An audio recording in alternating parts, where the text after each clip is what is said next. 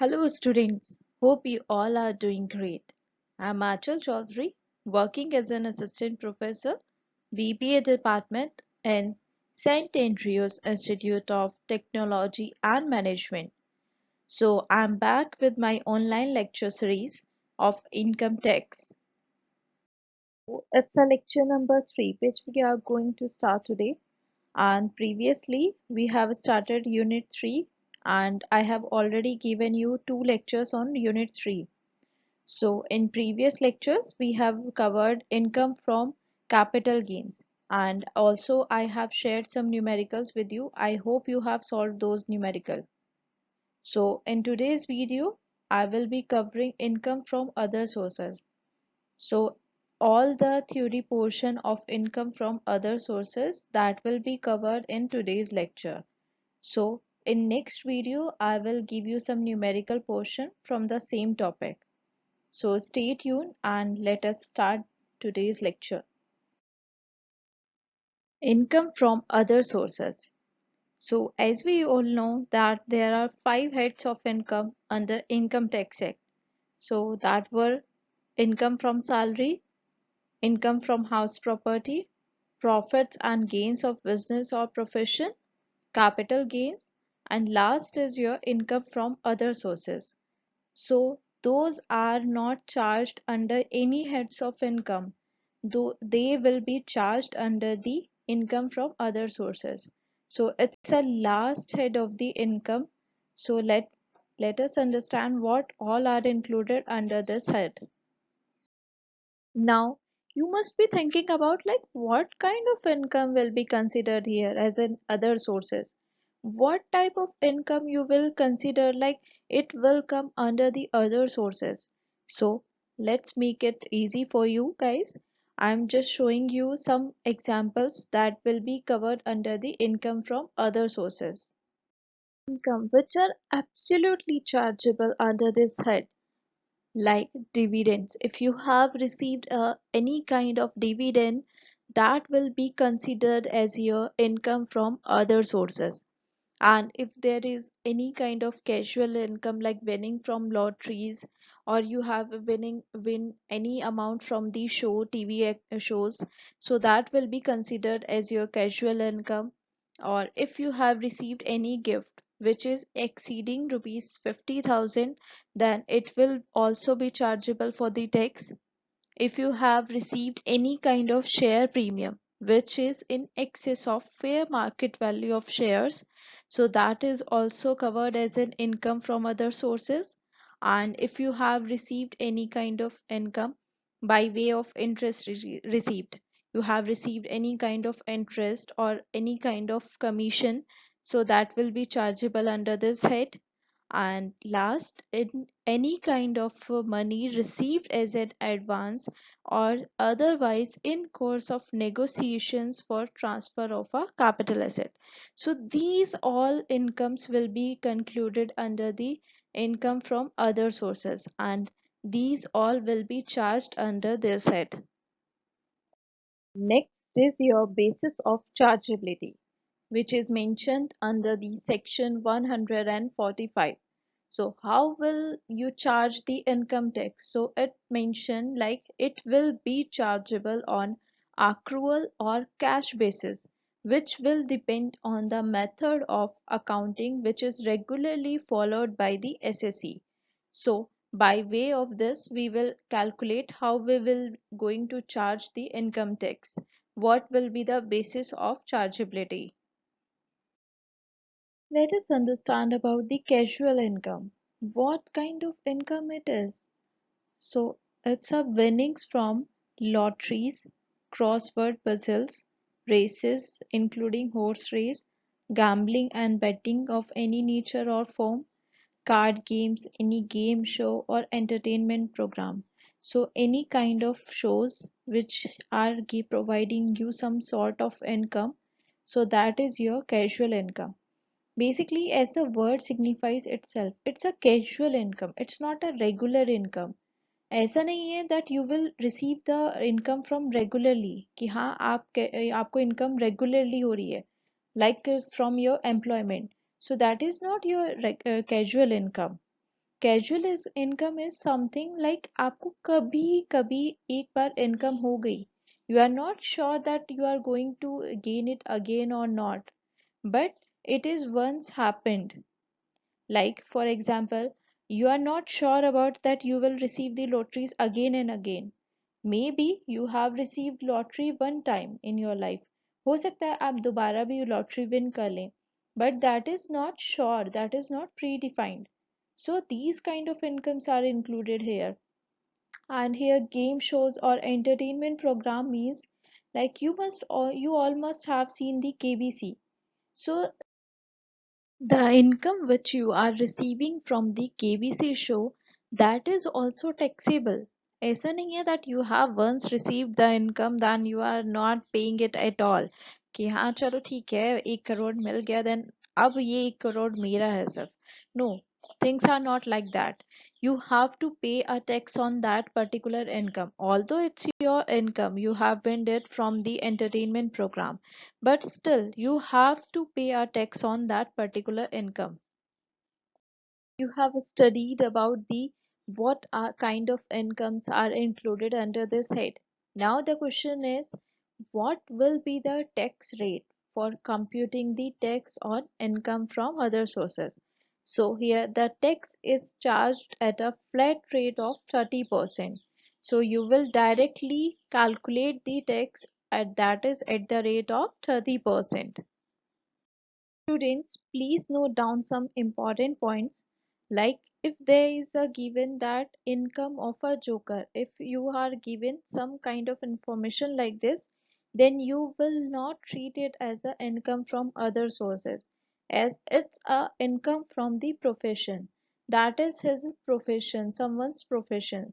So that is not considered at under this head. And if there is given that winning from any kind of motor car rally, so it will not be taxable under this head, as it is related to someone's skills and efforts.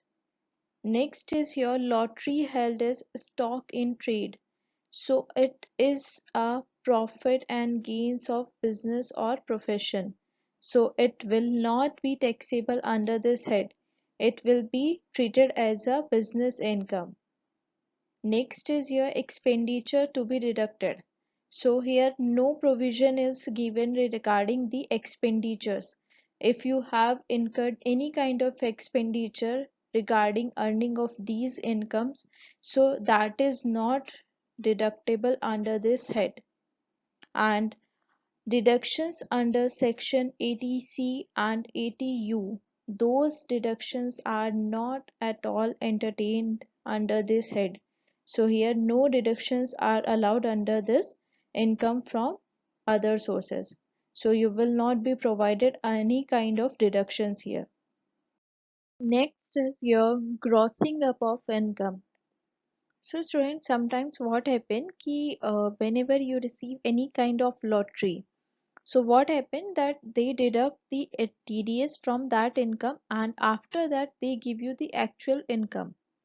So that's not how we are going to calculate our tax on that. So for calculating the tax, first of all we have to gross up that income. So here is the procedure of grossing up in case of resident individual or HUF.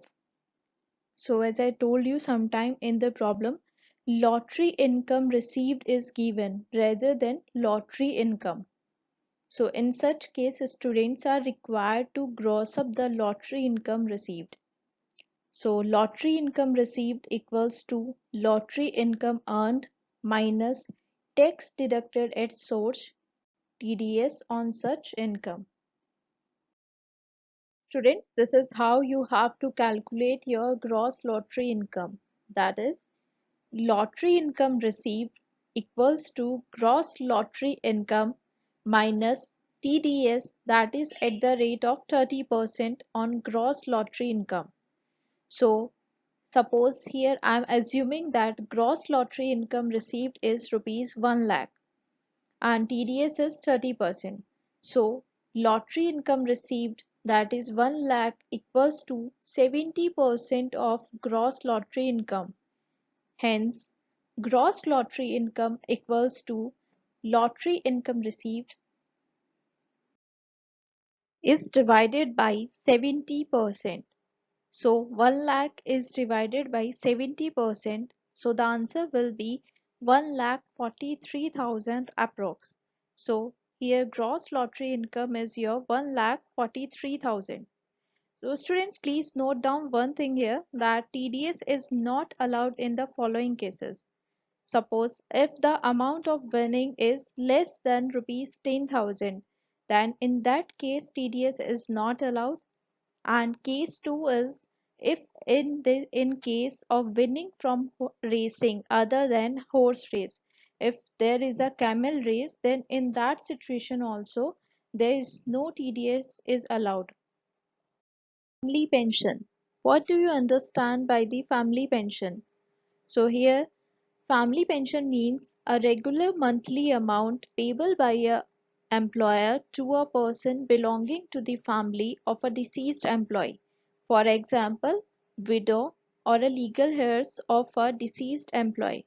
So a particular amount of money is given to them on a regularly basis, on a monthly basis, so that they can meet their regular expenses. So the tax treatment will be, this will be charged under the income from other sources, but only after deducting the standard deduction. So here standard deduction means the one third of such pension or rupees 15,000, whichever is low. So the minimum amount will be deducted as the standard deductions. So next is your chargeability of dividend. So here is the diagram which shows like how will you calculate the amount of dividend which is taxable under the head. So first question which arises is that, is it received from a domestic company? If it is not received from a domestic company, then it is fully taxable. And if it is received from a domestic company, then there are two situations. In case of actual dividend and in case of deemed dividend, which is actually not received, but it is proposed and it will be, we are going to receive it. So in case of deemed dividend under section 2 subsection 22A to D, that will be treated same as in case of when the dividend amount is exceeding 10 lakh or not. Then second situation is deemed dividend, which is under covered under the section 222 subsection E. So that is fully exempted, which are given under the section 10 of 34. Then in case of when the amount is exceeding rupees 10 lakh or not. If it is not exceeding 10 lakh, then it is fully exempted. And if it is exceeding 10 lakh, then up to rupees 10 lakh it will be exempted. After that, remaining amount is taxable under this head. So here I'm talking about the aggregate amount, the aggregate dividend when it is exceeding rupees 10 lakh. Here I'm not talking about the particular dividend. So here we will consider the aggregate amount only. So this is how you have to calculate the chargeability of dividend, like how you are going to charge the dividend. So students, here is the last topic of the day, that is gift, which is defined under the section 56 subsection 2x. So what does gift means? Any sum of money or immovable property or movable property received from any person is considered as a gift. If you are receiving any kind of money or property from a person which are not mentioned under below under, so that will be considered as a gift. So this section shall not apply to any sum of money or any property received from your relatives, any relative which are mentioned under the section, or on the occasion of marriage if you have received any kind of gift and in your marriage, so that will not be taxable under gift. Under a will or by way of inheritance, it is not taxable. in contemplation of death of the payer or donor from any local authority,